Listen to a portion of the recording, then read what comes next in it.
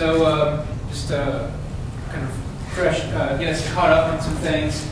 So today's discussion, once again, like all the Wednesday discussions, you can go ahead and go to the Wednesday discussion tab, click on that.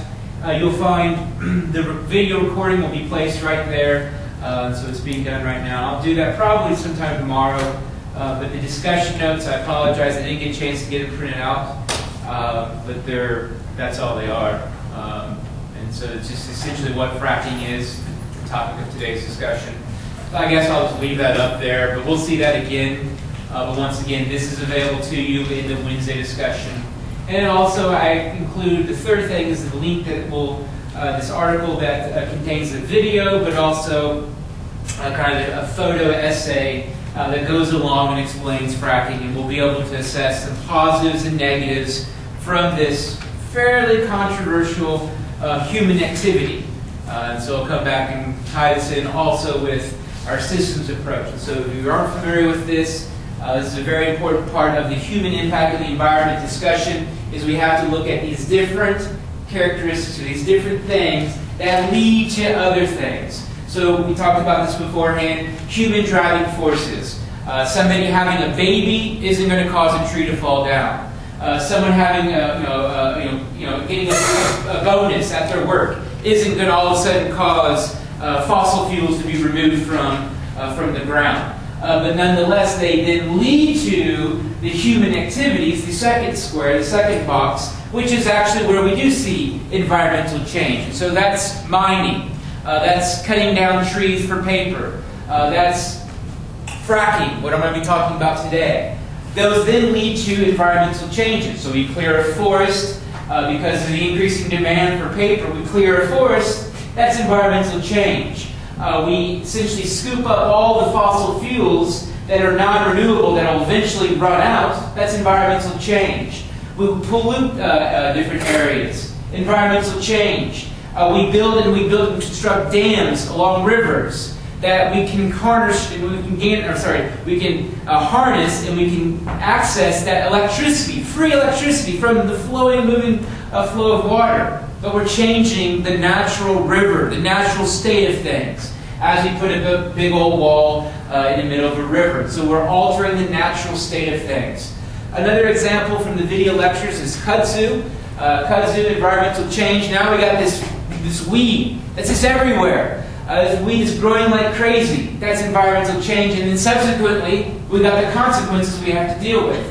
We have this pest, this invasive species, this non-native species that's just covering all areas, covering trees, killing trees in particular areas. So that's a consequence. We have to figure out what to do about it. One of the problems with kudzu, what is one of the problems with kudzu as far as getting rid of it? You got to get the root. You got to get all the way down to the bottom. You can't just pluck off the leaves, pluck off the top, come in there with a machete. Boy, that would be fun. Just to go in there and just go to work. It's not going to do anything to get rid of the kudzu. Because the kudzu, you have to actually pull out and get the root. And that's the big problem. So in fact, in Chattanooga, Tennessee, they just sent a bunch of goats loose. Because goats like eating roots of plants. And so that was their attempt to try to combat this environmental change that is caused from a human activity from way back when. So that's the story of kudzu, which is discussed in a video lecture from this particular week. Then eventually solutions. So coming up with solutions, we have to think about, why I like this systems approach, is we can think about solutions in all of those different characteristics, all those different leading causes. So it's like a chain reaction, a chain of events that happens here as we go from left to right. Is there anything I can re-explain with this? Does this make sense? Because this definitely will be a key part to the next exam, the last exam. So we'll definitely be applying a lot of it today. So we'll be able to use fracking to also explain this whole systems approach to understanding human impact on the environment. Cool. So last time we talked about IPAT. First off, what is IPAT? Who wants to tell us what is IPAT to remind everyone? Then let's have another person maybe. Let's have it open to everyone. What are some shortcomings that might we might notice from this particular formula. What I mean by shortcomings, yeah, this formula is useful, but maybe there's something they get wrong, which is probably maybe why we haven't heard of this until this week. This formula that's been around since the 70s. But what is it? What's it kind of explain it? Because that's definitely a future exam question, is being able to explain what the hell this IPAAT, carry the one, what is that? Who wants to help us out? It's your impact that you have on the environment is the population times the affluence, which is the amount of resource consumption by the population, times the technology, which is your amount of resource consumption per person per unit of population. So you combine all of those and you kind of have a comprehensive impact of per individual unit environment. Yes, I would definitely agree with it. Did everybody hear that? Did we hear that? I think we heard it. Maybe, yeah. Don't you hear it? Okay, cool. All right, so the I equals P times A times T formula. Now, in the math world, we could punch in numbers and we could put in population. It's not a nice simple formula where we get a nice round number at the end and say, oh, well, you're in this category, you're not environmentally good. It's more of a theoretical idea. And it's just a big picture idea. If you increase P, population, so more people, that's of course going to lead to more environmental impact. However, if we lower population, that could lessen the environmental impact. Affluence, the more money we have to buy stuff, and that stuff just doesn't come from from the boogeyman. It comes from resources. It comes from machines making those things. Whether it be the camera, the water bottle, the pencil, all those things were made and manufactured, and resources were needed for those. And so we look at affluence. And so I looked at the example of the Guatemalan family. Why they spend so much less on their each week's worth of food compared to the U.S. American, and it's because of affluence. We have more money, and so because of that, we've got more things we want. We want to have nice, things in nice packaging, because our stuff, if it's going to be shipped from one place to the other, from one side of the country to another, it's also got to be packaged. It's got to be put in refrigeration for some things. Whereas the Guatemalans, everything's local, so transportation costs much lower. And so that's one way to use affluence. And we'll maybe use affluence here in our discussion today. T in technology. What that argues is the more technology you get. Go ahead. I think I'm going to say the same thing as you. As technology enhances, we could use less waste. That's what the notes say. Is that what your notes say? Oh, so the shortcomings? Yeah. Oh, yeah, we're getting there. Almost there. I'm just once again kind of getting a summary of the table or of the formula. But yeah, I'll come back to that. So technology. This means as we increase technology, it means we're going to be using more resources. And so look at our iPhones. Everyone's got to have a smartphone. If you don't have one, then what are you going to stare at all day? So these smartphones, they come from resources from all over the world. If you think about where you're at, well, all of the materials, it comes from China, it comes from Africa, parts of Latin America, parts of the United States, and it all comes together and is produced. And what happens is when you have a phone for about a year or two, you got to get a new one. So technology, you have to always go out and get new ones. And so that also adds to this whole affluence in technology. Now, they're kind of related with each other, but increasing technology can be seen as also lead to increasing environmental impact. Now let's go through some shortcomings. So we can look at the notes. What are maybe some other things that you notice from this? That, okay, yeah, this is cool, but there's some problems with this formula. I like that the fact there's shortcomings. There's problems with this. I absolutely like that because we can use that to further understand environmental impact. Well, what is it that makes this formula wrong? We can still learn from that. So what are some things, potentially? Problems with this formula? Part of it is that the more affluent the population becomes, the more rich and more wealth they have exposed to, you become more educated about your environmental impact. So you're going to create new technologies and new just behaviors that will lessen your overall negative impact on the environment. Definitely. So you look at, as affluence and education at the moment are tied to each other. Typically, as you're more affluent, you're also more educated. You have higher education levels, and that's at the local level, but it's also at the global level. And so the argument that was made is, with increasing affluence, you can actually be aware more of environmental degradation. You're more aware of environmental impact, but you also can come up with solutions to lessen that environmental impact. Cool, I'll stop there and continue on. Any more insights? Any other things you think is, yeah? Does it not really account for some of the positives that humans might have on the environment? Exactly. So that's something often, we always focus on the negatives. So this kind of focuses on the negative environmental impact. What about positive environmental impact? And there's some examples out there. And I'll just continue this discussion. I saw another hand up. Thought over here. I don't know if this will be one, but we'll see. So if the population spikes, it could spike in the U.S. or it could spike in Guatemala. They're not using the same amount of stuff. You know how we talked about the food. So I don't know if that would count. Expand on that, or give me another way to understand. Well, I'm just saying, if the people in Guatemala, we saw that they don't use as much food and other stuff like that as we do. They don't use as much fossil fuels and all that. So if that population goes up, it's not going to impact the eye as much as if the population in the U.S. goes up, because we're used to using more stuff. Very insightful. Good point. Exactly. Increase in P depends on where it's at. Increase in P, increase in population in developed country like the United States, or maybe Europe. That means more people, more resources, because that environment compared to Guatemala or sub-Saharan Africa. So this is a very global, general formula. It doesn't really pick apart the nuances like that. Well, it depends on where that population growth is. But much of the population growth in the United States isn't so much from babies being born, it's from immigrants. You look at a lot of our population growth happens to be because of our economic vitality and the fact we're still attracting people from all over the world for jobs. But so at the global level, population still is increasing. You see what I'm saying? But yeah, it depends on the where, which is so geographic. I mean, that's why we have a subject, it's because the where matters. Yeah.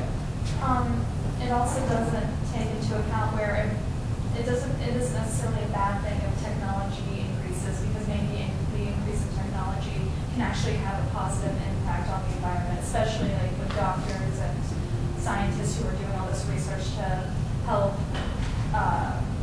prolong the average lifespan or help make the environment better with different things. Yeah, exactly. So we have more different mechanisms which we can monitor pollution. We've got all these different devices that are in the sky, remote sensing, all those satellites up there. We've got out the ground. We've got all these various sensors in which we're monitoring pollution. We're monitoring environmental change in a much more sophisticated, much better way than places with lower levels of technology. That makes a lot of sense. So we have the technology, for example, GIS, computer mapping. So what they've done is they've used GIS to identify certain areas that have higher cancer rates, with the argument that those places near a toxic waste site or an old industrial site lead to higher cancer rates from those living nearby. And so then, because you have those technologies, because you have those studies, you then simply move the people, or you close down the facility and move it somewhere else. And so that technology, that ability to look at these, map these patterns and come up with understandings of what's causing cancer, and then coming up with solutions for it. But definitely, we think about the health-related field. The advancements made there by research and science. The same thing going on in the environmental world. So while we focus on the health of our own moms, the health of our Mother Earth also is benefiting from research, science, technology. All those people over there in the School of Science and Engineering, whatever the hell it's called. Anything else? Great. It's great stuff. Great stuff. Tagging on to like the technology, I think we have a solar energy and new solutions, and it's more specific. Definitely. You look at, in the United States or in Indiana, we've got all these windmills popping up just north of Indy, kind of on our way up to 65 on the way to Chicago. So those are also positive and negatives with the windmills, but nonetheless, I mean, that's wealth. I mean, that's technology. That's all that is. It's tied to advancements in our windmill technology, but also solar. So now they're building solar panels, which solar panels, if we kind of imagine what they look like big old metal mirrors. Now they're developing solar panels to look like the shingles in our roofs of our houses. So they don't look like these gaudy looking metal, big, huge, shiny objects. They look like our normal roofs that we find in suburban areas, the shingles and all of that. So that's just advancements in technology, making it more available to more areas. But when we look at a lot of that solar and wind and all of that, I argue local solutions to local problems. I mean, in Indiana, yeah, we do get a good amount of sun, but go out to the American Southwest where they get a ton of sun. There it makes a whole lot more sense for solar panel technology to invest in that, and to try to build that. Whereas here, we get a good amount of wind. That's our thing. It's wind. We've got rivers, too. We've got flowing rivers, and so hydroelectric and wind are seen as good local solutions to our environmental impact here. Cool. Anything else? Anything else anyone wants to mention beyond the notes or in the notes or whatever?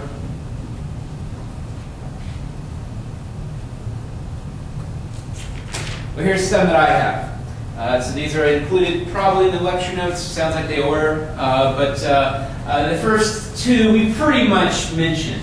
That's the role of affluents can provide a higher capability to afford counteractive measures. Why do they not have big national parks set aside for wildlife in Nigeria? But we do. Why in Nigeria they don't have areas of conservation and preservation like we do here? Eagle Creek, Brown County, Yellowstone, Jellystone, wherever. Why? Money. So there's no doubt of money. And so in Nigeria, they can't just set aside a whole bunch of land and say, just set aside this area that could potentially be turned into resources, could be potentially turned into an oil field or areas of forest clearing. They can't afford to do that. Land is too valuable. We're here. We can set aside huge amounts of area and say, okay, we're going to leave this for preservation. And so that's kind of a role of affluence. We can afford counteractive measures to lessen environmental change. Higher levels of technology, we mentioned a lot of those. I can't think of any other ones off the top of my head. Let's get to the third one. The third one is the role of individuals. So this IPAT formula looks at groups, which is kind of why I like it, because we can kind of blame different groups. So those poor, lower income countries, developing countries as we call them, they have a P problem. They have a population problem. There's just too many damn people based on the number of resources available in those countries. And so for them, we look at that formula, we can say, hey, work on your P, work on controlling population growth. And that's very difficult. I mean, I'm not going to say, I'm not going to say, go out, everyone needs to have an abortion or anything like that. But nonetheless, there's a lot of cultural stuff involved. But nonetheless, that's a way to lessen the impact for those areas that don't have the affluence that the high developed, wealthier countries might have. So when we think about this formula, it very much looks at groups. Developed countries, developing countries, poor countries, lower income countries. But there's no doubt that individuals play a role. So some examples of individuals playing a role. West Virginia, rich state or poor state? West Virginia.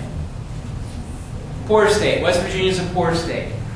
So let's say I'm a mayor of a city or town in West Virginia. So what I do is I land and I attract a big, huge coal company. This huge coal company is going to come. They're going to come to my town. We'll call it, what are we going to call the town? We'll call it Coal Town. There we go. We'll call it Coal Town. So they're going to come to Coal Town. They're going to bring their big, huge industry here. And this is great. This is going to provide 10,000 jobs for our local residents.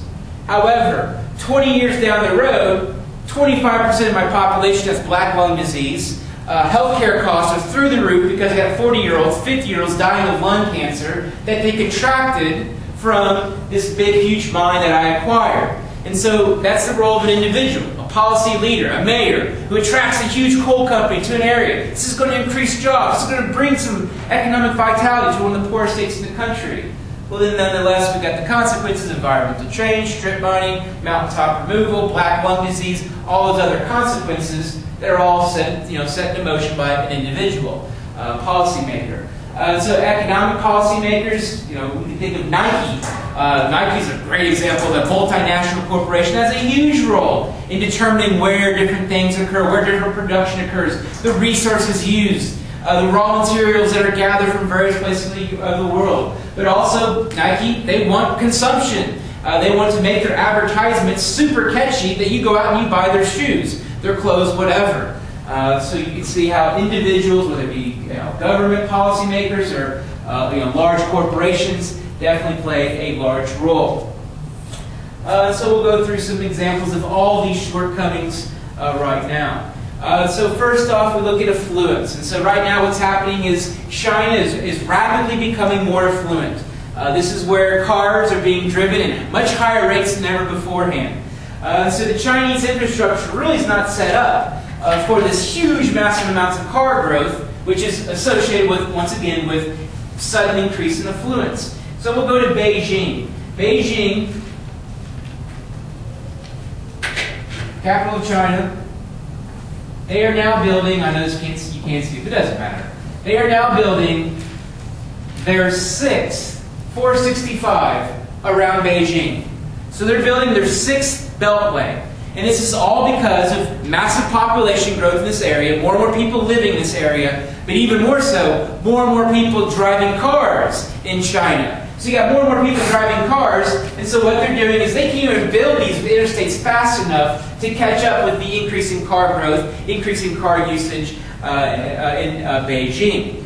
And so, rising affluence. One of the things people get freaked out about when they hear about globalization. All these Chinese are going to take all of our jobs, stuff like that. I look at this as some positives as well. Let them come up with solutions. Why is it always us that has to come up with the ideas for the rest of the world? Come up with new technologies. Why is it always us? We have to flip the bill, whatever it is.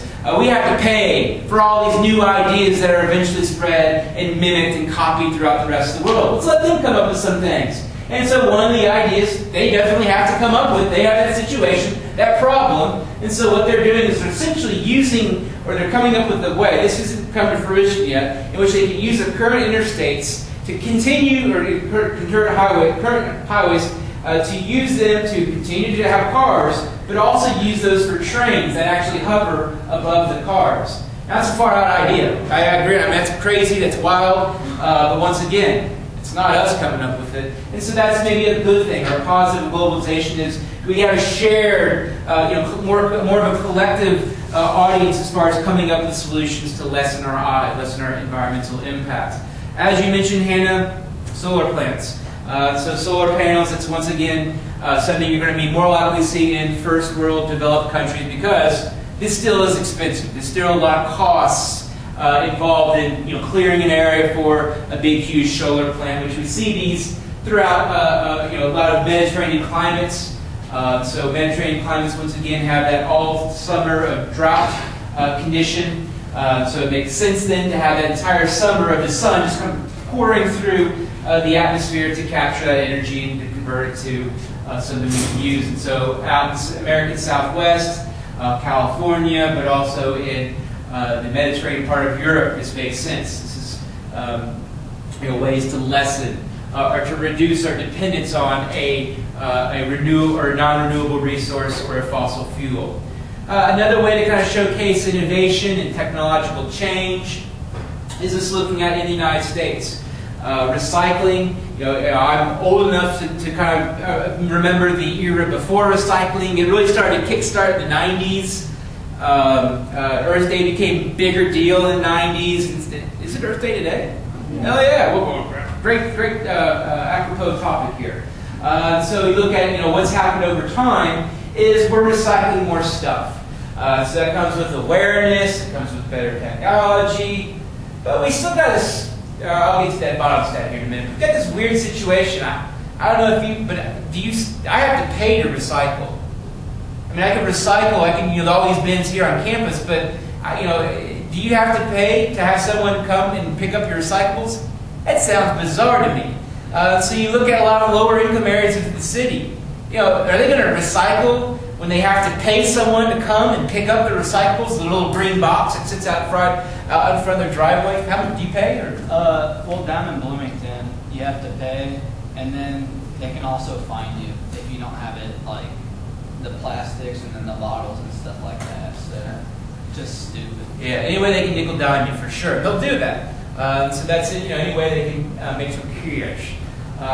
Cool. So that's just one way that, one little thing I inserted here. It doesn't have to do with this slide per se. But then we look at this bottom statistic, the number of landfills in the USA. So this is improvement. But really what's happening is we're still producing the same amount of stuff. It's just we're much smarter about our landfills. We don't just have a ton of landfills just everywhere. They're in more specific spots that are strategic, in which where they're located. And so what's happening more than anything is a monopolizing of our landfills, which there are just fewer of them, but those fewer are getting bigger. So those sites are becoming heavily intensive areas of waste collection and all of that. So in 465, you're familiar with 465 South, over there by Classy Chassis, if any of you are familiar with Classy Chassis, and the animal incinerator, I shouldn't say it like that. They recycle, all of that area is a big, huge, massive landfill. And you can tell because it's a much taller, all of a sudden you got this big, huge hill in the middle of nowhere. So anytime you see a barren hill in the middle of nowhere, it's a dead giveaway there's a landfill there. So those of you who know north of here on 421 North, there's a huge landfill just north of Delphi. And you can just tell. Anytime in the middle of a flat area, glacial areas, glacial till, you can see a big, huge hill. And of course, the birds and all that also are dead giveaway of a big, massive landfill. An example of individuals. So just as this one, I could come up with a billion different examples of individuals, but let's pick on our good friend Saddam Hussein. So I don't know if you've ever heard of Saddam Hussein, but he was not a good guy. So Saddam Hussein, what he did was here, this area here, the Mesopotamia, Tigris and Euphrates, here in Iraq, or the Iraq, here we have this area that's obviously in the middle of the Middle East. The Middle East is dry, it's barren, it's desert. But you have these two little rivers that come, well, two big rivers that come together, and those are absolutely critical. You can see there's the Tigris and the Euphrates. And so Saddam Hussein, an individual, what he did was he got pissed off at this group. So, there's Yankees and Red Sox, Bears and Packers fans that don't like each other. Out here in this area, the Shiites and the Sunnis, they do not like each other at all. So what Saddam Hussein did was there was a village of people who were the other group. And so what he did was he essentially dried up the rivers, dried their marshy areas, and essentially tried to just screw over these people because he didn't like them. He was pissed off at them. So essentially he diverted the rivers, essentially just dried up this marshland just because he was pissed off at these people, just because he wanted them to suffer. So one of the things that our military doesn't get a lot of credit for, they get a lot of kind of perception of them going out and just trying to kill and obliterate people, is they actually came in during the Second Iraq War. They came in to fix this. So what they did was they returned the rivers to their natural state, their previous state. They changed the area and returned it back to the way it was before this one individual wreaked their havoc and caused environmental change. And so here's the Saddam era, and then here is the post-military era, and obviously post-Saddam era. And so you can see how the lushness comes back. And this gives you an idea of what this place looked like before one individual got pissed off and wanted to do environmental change. And so the individuals, once again, the coal example, of our coal town, and then also Saddam Hussein are examples of individuals which are never in this I equals P times A times T formula. Further, we look at these two guys. One on the left, Evan Bayh. Evan Bayh is a Democrat. former Democrat governor, and Mitch Daniels is a former Republican governor. So I don't know if you know this, but Democrats and Republicans don't really usually agree on things. But in this case, they both agree. So you have a rare instance where you have two opposite party leaders that agree on the same thing. And this is all related to the Clean Air Act. In Indiana, we rank fourth worst environmentally. And a lot of this is related to our bad air quality. So we have very, very bad air pollution. This has to do with us being auto-dependent, car-dependent. Everyone pretty much has to drive a car, but it also deals with the fact of the crossroads of America. So we have all this flow of traffic coming through here, in which people are just kind of stopping here at McDonald's or places to get gas as they're coming through our state. And so those are a few reasons why we have this bad, or this perception of this bad environment. In fact, the fourth worst in the country. So there was a solution to this, the Clean Air Act, in which it's going to help improve our air quality. What did Biden say? During these tough economic times, we must not cost Indiana jobs, raise prices for consumers, or penalize America while other nations refuse to do their part. Mitch, Hoosiers will suffer if lost jobs and double utility payments, all for zero environmental benefit. This all relates to coal. So the thing in Indiana we have a good abundance of cheap coal throughout much of the southeastern part of the state, where we have those deposits. In that area of the state, we've got a lot of coal that's very close to the surface. And so because the coal is close to the surface, that means it's very easy to mine. It means it's very easy to get that coal and then convert it into energy via electricity. And so because of that, we use a lot of coal in Indiana. And so the Clean Air Act would prevent coal usage, would heavily, or I should say, significantly lessen the amount of coal usage. And you can see why both of these guys are against it, because what that's going to mean is we're no longer going to have that cheap coal. We're not going to lower our utility costs, our heating bill. All that would go up considerably. Further, mining is a big job occupation in the southwestern part of the state. There, north of Evansville and Vincent area. And so this is going to be a loss of jobs, potentially. And so that's why you have two people who normally would never agree on anything, both agreeing because of the role of coal in Indiana causing us to have cheaper bills, which makes us more attractive. That's why people move here, is because it's more affordable, among other things. But there's also one more thing that I don't mention in the notes, and that's the role of culture. So culture just, it's not something we really touch on too much in this class, but it's just the way we're raised. If you grew up in a family where you eat granola, you sit around a fire, beat on bongos, smoke the pipe and all of that, grow up camping, more environmentally conscious, you're going to be much different than the person who grew up in Fishers, which they drive everywhere, they get Starbucks every morning, they buy, they do all this stuff, they consume resources. Of course, it's all about how you're raised. And so culture, or how you're raised, your way of life, also plays a role. And so we look at who in our lives matters, who plays a key role shaping us. Family, parents, brothers, sisters, cousins, friends, fellow students. All those people together help to shape who you are and how you act and what you behave, what the things you do, your actions. So all those definitely play a key role. So a good way to showcase that is the plastic cups. And so, this isn't beer pong, or not beer pong? Yeah, whatever the hell that game is. I'm getting my drinking games. Yeah, this is beer pong. That's what it's shaped. But yeah, what the hell am I talking about? It's been a while. We didn't play beer pong. We played flippy cup. I was the one flip wizard. That was my nickname. We're on the flip mode squad. But anyway, so red plastic cups. In my family, how I was raised, every single meal, at night, whether it be mom or dad that cooked it, we all got a brand new fresh plastic cup, the red plastic cup. We fill it, we drink our milk, we drink our juice or beer, whatever. We drink it, and then what we do, we throw it out. And the next meal, we get a new one. And so this is all I've known.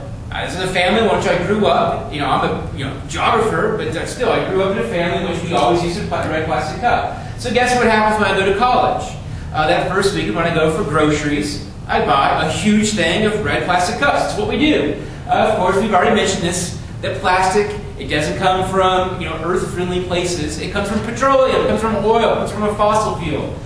So that's the way in which I wasn't aware of my environmental degradation. It's something I became more aware of as I grew older, but it's just kind of a way to showcase culture. How I was raised. My family, we did that. So if you grew up in a family where you use reusable cups and all that environmentally more conscious stuff, then of course it's going to be different. You're going to have a different environmental impact or ecological footprint. Anyway, so those are the shortcomings of the IPAT formula. Another question I really like to ask.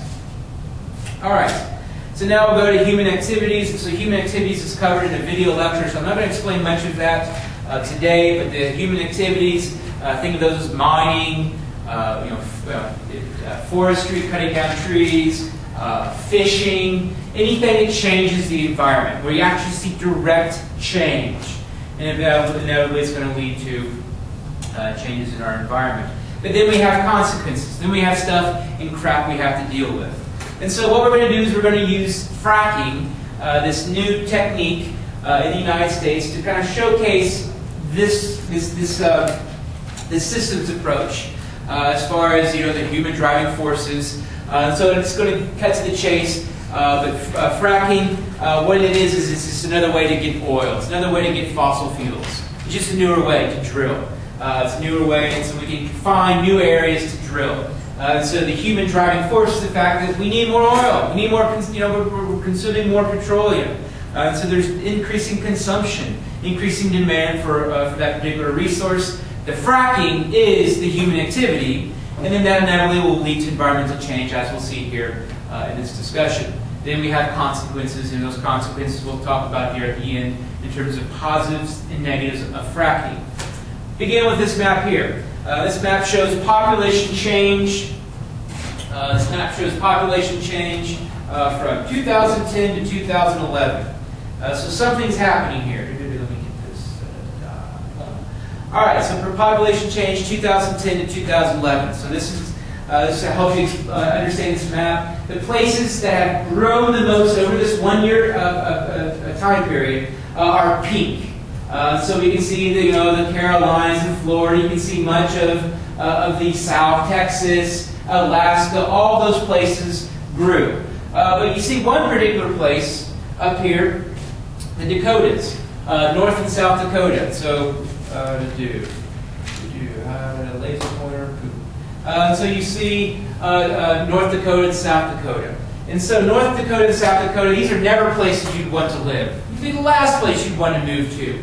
It's miserably cold in the wintertime. It's also kind of miserably hot in the wintertime. Huge amounts of snowfall. I mean, no one ever says, yeah, I want to move to the Dakotas. But something's happening here. Something's causing growth. Something's causing population change. Another way we can see that is with this map here that also looks at change. So this is just saying that people who live in these areas have a much better opportunity to make more money than their parents. So something's going on here. Something is driving this growth. Something is attracting people, but also it's attracting people because they can have a better life than they had beforehand. And that, of course, is our good friend fracking. So fracking, what is it? It's the extracting of hard-to-reach oil, which once again is a non-renewable fossil fuel. And so what's going on is this is a booming industry in the northern Great Plains. So why? Because we have oil there. It's in the bedrock. And I'll show a video that explains fracking and how it works. So why? So we think about some human driving forces that explains it. First off, improved extraction technology. So improvements in technology. So it's actually, I might be getting this wrong, but I believe it's actually a dentist who came up with this new drill technique. And what it is what fracking does is instead of just drilling straight down, it drills down, but then it changes and goes horizontal. That's high technology. I mean, that's difficult to do, to have a drill go down and then all of a sudden make a 90-degree turn, make a right angle turn, and go a whole different direction, drill a different way. So that's technology. So here you have fracking, the technology. It's American. My God, it's American. We came up with this technology. So this has to do with, once again, improvements in technology. Increases in T can lead to greater environmental impact. Further, there's increasing demand for domestic U.S. oil. So no more depending on the Middle East for our oil. No more depending on volatile Latin American countries. No more having to worry about Canada and whether or not Canada and us are going to stay friends. No more of that. Instead, we can say, let's find this oil domestically. That's definitely, both sides, both Republicans and Democrats, they're all about that. They both want domestic sources for our energy. And so there's increasing demand for that. People are pissed off and tired of so much of the Middle East controlling our oil, controlling OPEC, the group that controls the price of oil. So all of those things these two things are examples of human driving forces. Improvements in technology, but also increasing demand for U.S. or domestic energy sources. And so the thing that's happening here, like I just showed, is a mass migration. So a mass migration of people to a place that previously no one would want to live. In fact, that's where the natives, that's where they put the reservations. For a lot of Native Americans was, let's put it out here where you'll really enjoy the land and how beautiful it is. So let's go ahead and let's talk about fracking, or watch a video on fracking and how it works. Huh? Oh, sorry. Fracking. What is fracking? See if this works.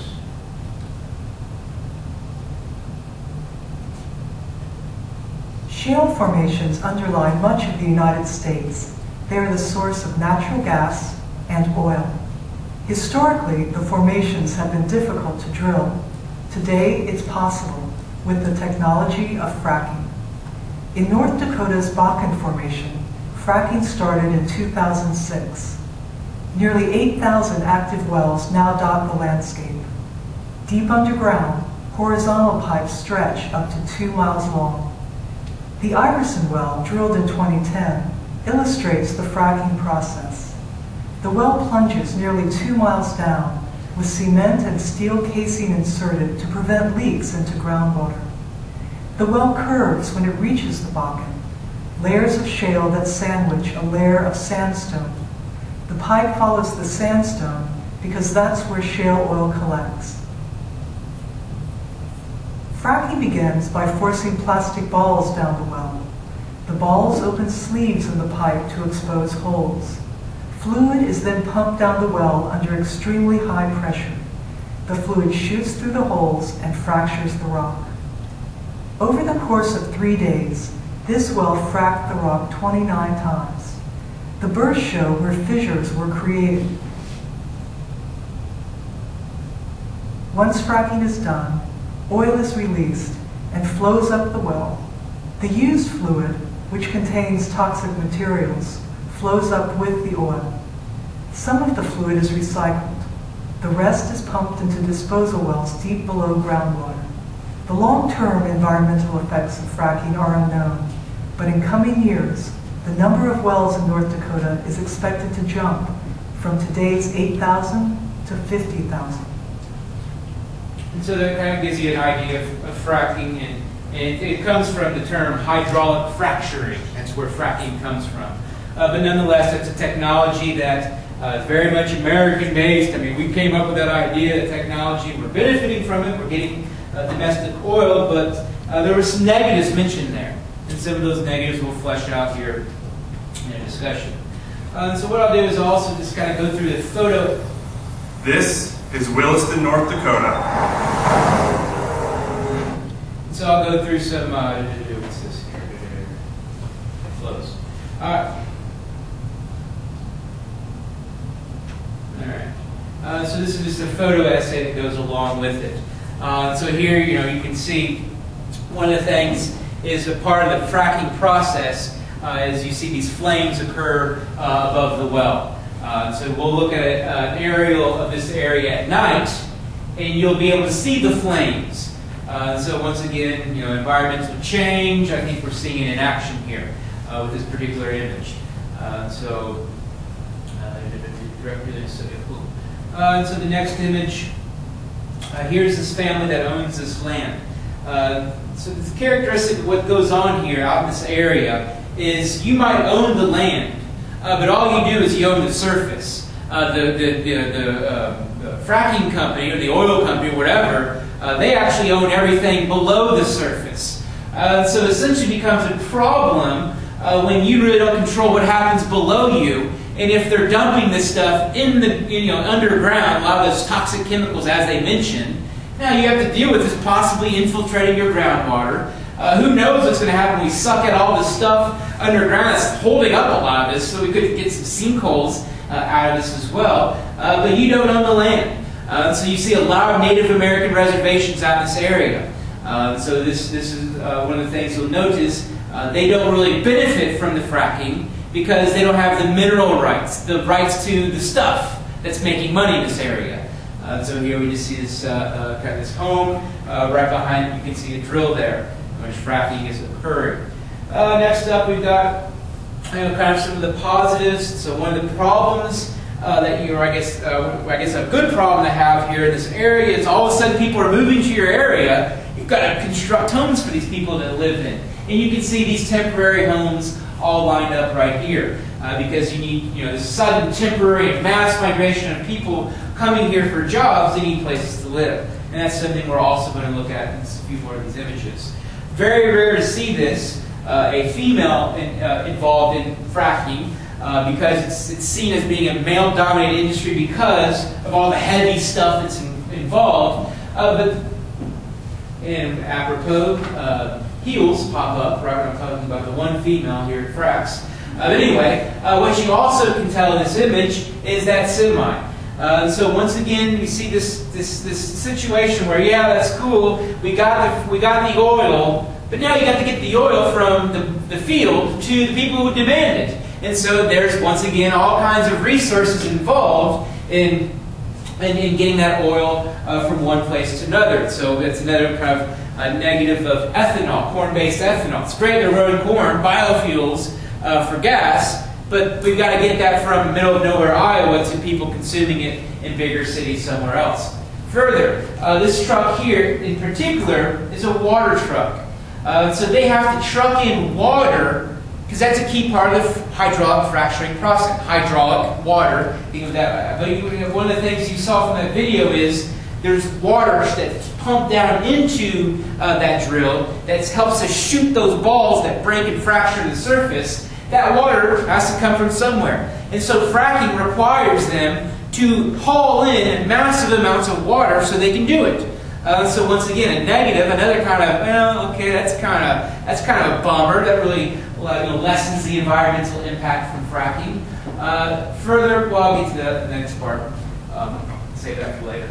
But so once again, there's a huge amount of resources used just to get the fracking, to get it to work, get it started as far as bringing the water, but also into transporting the creamy good that is the fracked oil.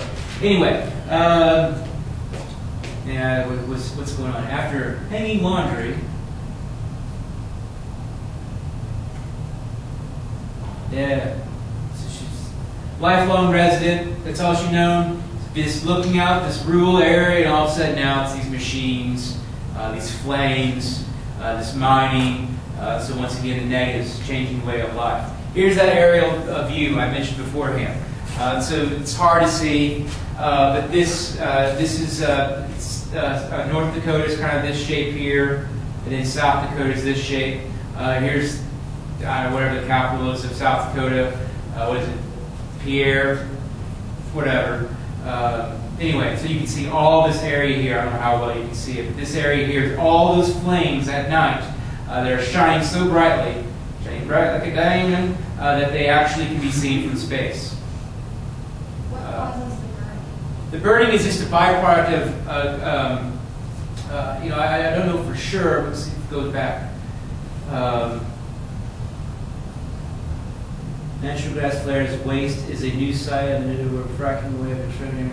It doesn't really say. I don't know. I'm not an expert on that. But part of the mining is you have natural waste, gas, escaping the well, and I think they interacts with the atmosphere. Yeah, they just let them burn. Yeah. So it's those gases that are being escaped from the process, but don't know exactly why. But Is that necessary? Are the flames harmful? Are they releasing stuff? Or are they doing anything? Maybe it's necessary other than well, you would think it has to be because this isn't clean burning stuff. But the best way that I always tell people to tell if there's if there's air pollution or is it just burning steam is look at the color of the smoke. So anytime you see colored smoke or dark smoke, it's dead giveaway there's some pollution there. Where if it's white, it's usually just water vapor, steam, it's clean burning. So you can see that it's got some pollutants in it. Isn't some of that those chemicals are heavier than air, so instead of letting them sit and affect the workers around, they burn it up? So Probably makes a lot of sense. I think the short of it all, it's a byproduct of the processes. These flames that are essentially from gas escaping and interacting with the air.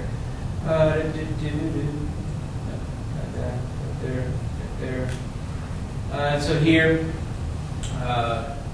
lots of heavy machinery, which is why this is a male-dominated migration. So you're seeing more men who've worked historically in oil and mining and other parts of the country who are moving up here for the increase in job opportunities, the increase in money. Why is there increase in money? These guys here. I mean, this is obviously this is not a nice clean job. This is not the cush lifestyle that all my peers and colleagues get to enjoy. Teaching one class, coming to campus one day a week. This is hard work. So what you see here is these guys all doing this, blah blah blah, interacting with these toxic chemicals, all this pollution, but they get paid $120,000 a year. So that's one of the things is, well, why are people doing it? Why are people going there? So you can make a whole lot more money, economic opportunity. Has there been any cases or stories about residents being affected by the toxins, like getting their water, people getting sick or anything? Definitely. There's a movie called, it's a documentary that was done in the fracking industry, Gas something. I don't know if anyone's ever heard of it.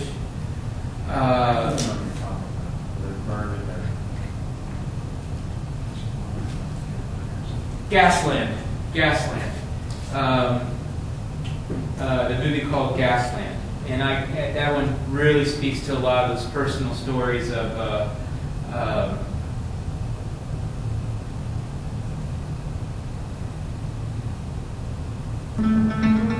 My name is Josh Fox. It's been 5 years since the first proposal to drill thousands of gas wells came knocking at my door. And with thousands of cases of water contamination, air pollution, and health problems across the U.S., it's not just the numbers that get you dizzy. This is where we eat, sleep, live. This is our home. There's only one problem. The gas industry denied everything. We have found no instance of hydraulic fracturing harming groundwater. The war for those who tell this story was on. There were street fights. Never underestimate the power of money. It's scary. The old government is afraid of a business. People complain about the price of gas. Wait till you're paying twice that for water.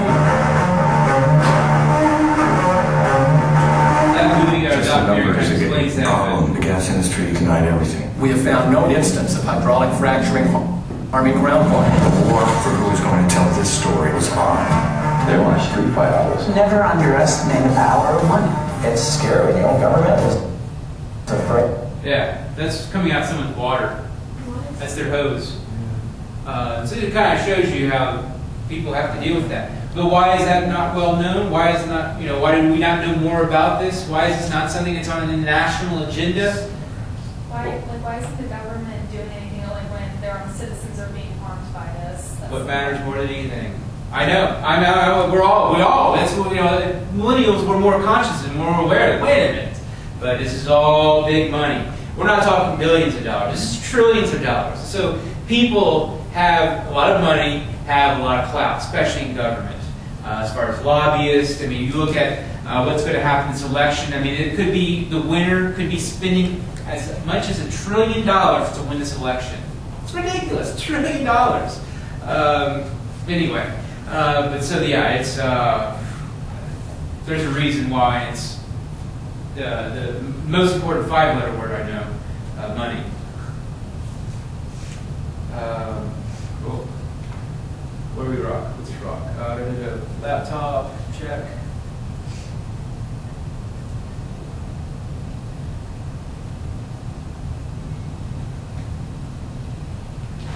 So now let's talk about the positives and the negatives. Oh yeah, guys, let me finish off the photo essay. The photo essay just has a few more good images.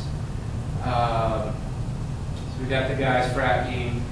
So one of the things is here we can see water. These are actually the toxics. So this guy's job is to remove those toxins which are used as part of the chemical process to get and access that creamy nougat oil. Oh, there he is. And so that's what do you do with it?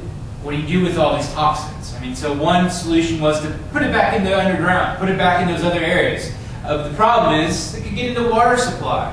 What if all of a sudden, we learned about that. We learned about all the, alluviated and all of that. Well, what happens if all of a sudden it's now stuff that we're drinking? And as that one video showed, that Gasland video coming out of someone's hose was this flame. So these are other negatives associated with that. So here we see one of these lined pits for all this toxic wastewater to be stored in this particular area. Why might this be a problem? To have all this toxic waste just kind of sitting there in open air?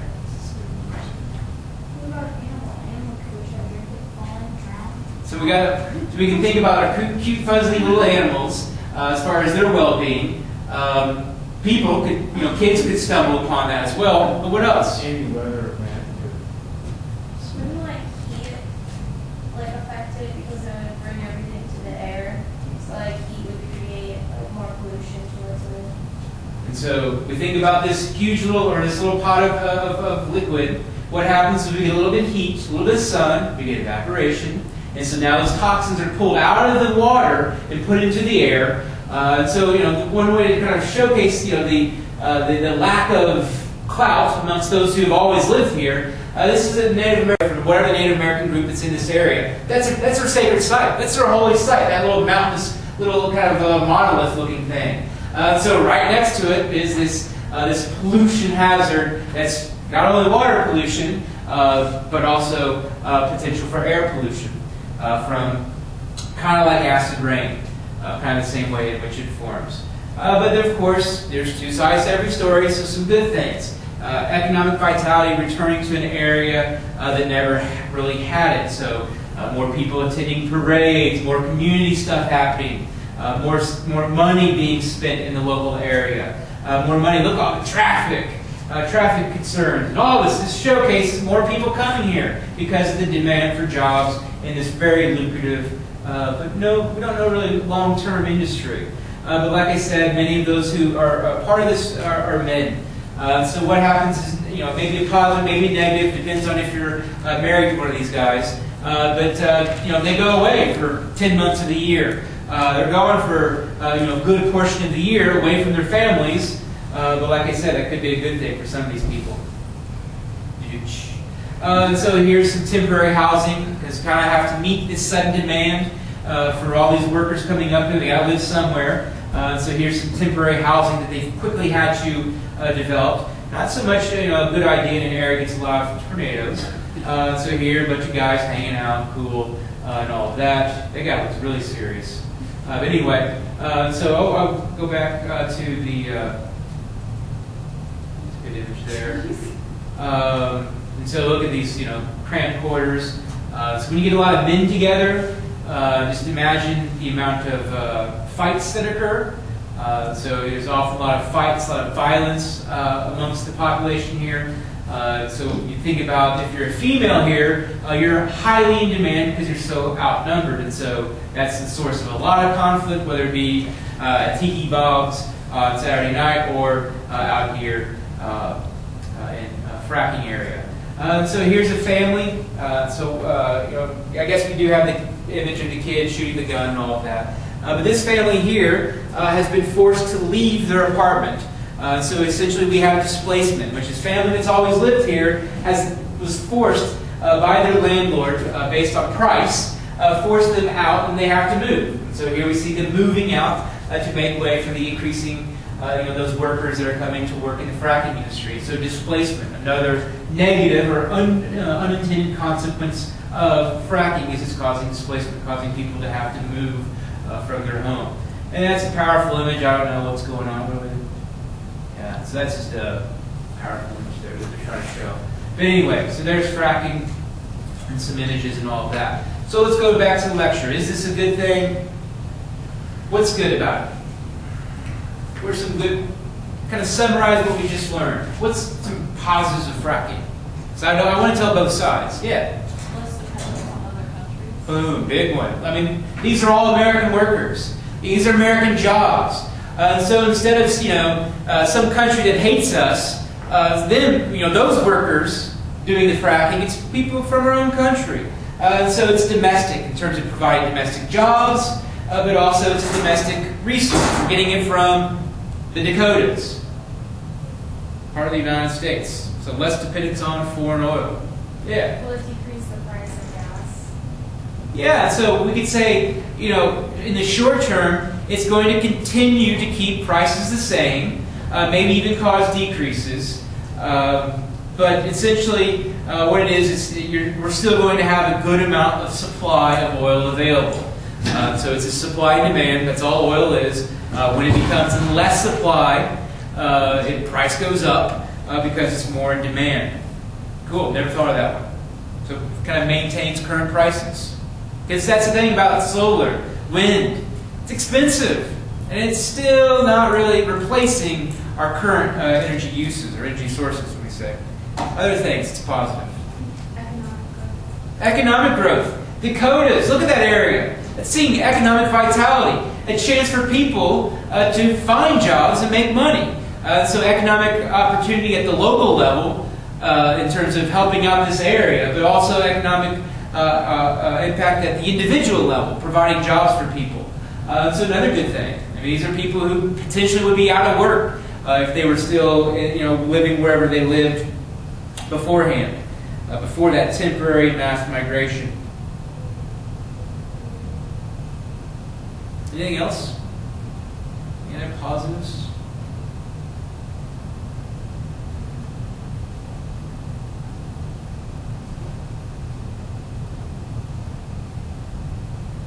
Others would say another positive I kind of gleaned from the internet doing some research is that because of the negative attention that fracking's got, there has been some improvements in terms of dealing with wastewater, recycling of water, improved techniques, better construction.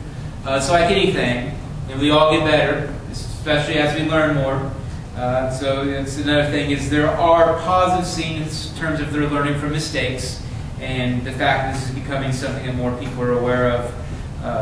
But then you got the mighty, the people with power.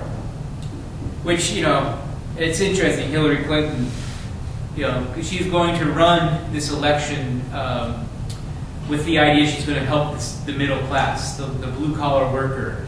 When she is definitely a one-percenter. I mean, she is someone who is ridiculously wealthy. So that's going to be tough for her. It's going to be her challenge is how to relate to the common person, even though she's obviously super, super wealthy. But they're all wealthy. They're all whatever. Negatives. Negatives of fracking. Consequences of fracking, we should say.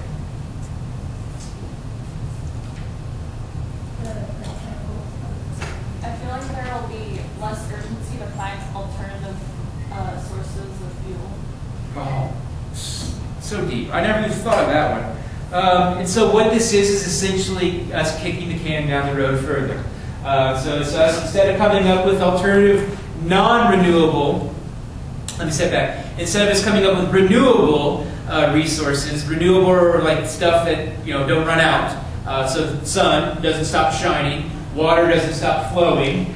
We have the same amount of water we've had for a few million years, so water's not going to suddenly go away. So those alternative energy sources, we're kind of we don't have to have that urgency. God, we got to change because this is kind of coming to fill the void. Very insightful. What were you going to say? All those chemicals. So those chemicals, whether they be creating those flames from the gases or the toxic materials that are used and then brought up from underground. What do you do with them? You put them in a big tub, or do you shoot them back down into the ground, into the water supply? So it's way too early to tell if that's had effects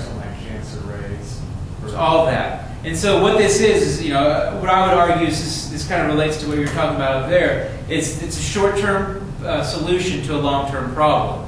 And we don't know the long-term impacts of this stuff. You know, so much of what we, when we look at environmental impact, we have the opportunity to sit back and look over 30 years and say, wow, there's been some changes here. Because this is something that's relatively new, 5-6 years, max, it's something where we don't really know the long-term effects. We don't really know what's going to happen to people's water supply, cancer rates, all that stuff.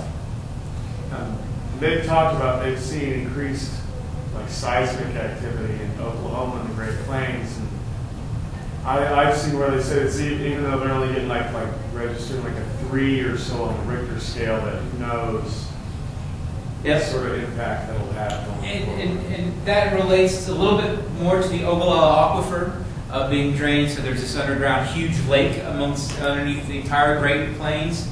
Ogallala is what it's called, the Ogallala Aquifer. Essentially a big freshwater underground lake over much of the Great Plains. It's over time, they've sucked out all that water to agriculturalize the Great Plains. And so essentially what you're doing is removing previously what was helping to keep the land up, kind of keep the land stable. You're removing that. Well, fracking is kind of the same way. You're essentially shooting down these things and fracturing the underground bedrock, although yeah, it's miles down. But nonetheless, what's the impact of that? We don't know. There's never been, scientific experiments exploring the impact of earthquakes from fracking. It's not something that we really had time to do.